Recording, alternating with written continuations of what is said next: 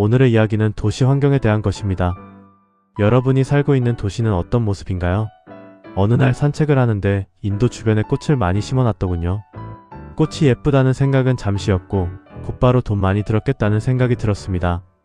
참 낭만 없죠? 그런데 아니나 다를까 횡단보도 앞에서 신호를 기다리는 동네 분들이 이런 이야기를 하십니다. 피 같은 세금으로 저렇게 쓸데없는 꽃이나 심다니 돈이 아깝다.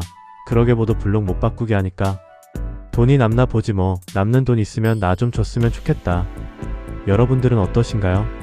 시에서 심어놓은 꽃들을 보며 세금이 아깝다고 생각하신 적은 없으신가요? 제 생각에 변화가 생긴 건 스위스로 출장을 다녀온 후입니다. 스위스란 곳이 자연 친화적인 환경인데다 집집마다 창문에 화사한 꽃들을 키우니 더 아름답게 느껴졌습니다. 예쁜 건물들인데다 높이까지 낮아서 산과 하늘이 병풍처럼 펼쳐지니 마음도 힐링되는 느낌이었습니다.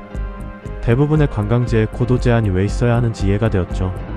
거기다 하얀 석회벽 창문 앞에 걸어놓은 새빨간 꽃들이 어찌나 예뻐 보이던지요. 가이드분께 물었습니다. 저렇게 꽃들을 키우는 것은 이 마을 전통인가요? 가이드가 웃으며 시청에서 지원하고 있어요 라고 말하더군요.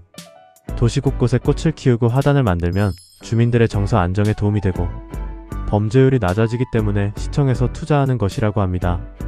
마이클 레빈의 베스트셀러였던 깨진 유리창의 법칙이란 책에 쓰레기를 많이 버리는 장소에 CCTV나 험악한 경고판을 설치하는 것보다 화단을 만드는 것이 더 효과적이라는 실험 결과가 있었습니다. 사람들의 심리에 화사한 화단을 더럽히는 죄책감을 불러일으킨다는 것입니다. 사람의 눈동자 사진을 걸어두는 것도 감시를 받는다는 심리적 압박감을 줘서 효과가 있다고 합니다. 마을의 미적 분위기와 주민들의 정서를 고려한다면 화단이 더 경제적이고 효과적이겠죠. 이렇듯 꽃은 마을 주민들에게 심리적 안정과 범죄 예방에도 큰 영향을 미칩니다. 선진국들을 중심으로 인구수가 줄어들면서 슬럼가로 추락하는 마을들이 증가하고 있습니다. 인구 감소에 적극적으로 대응하고 있는 대표적인 나라로 일본이 있습니다. 일본은 인구 감소에 대해 20여 년 전부터 도시재생 정책을 추진 중에 있습니다. 대단위 아파트 단지의 경우 군데 동 전체를 허물어 공원을 만들거나 창밖 베란다 확장을 지원하여 정주 여건을 개선해주는 겁니다. 로폰기 힐스, 캐널시티 하카타, 요코하마, 미나토미라이 21과 같은 성공 사례들이 있습니다. 이러한 도시재생은 사람 중심의 따뜻한 마을을 기본 개념으로 합니다.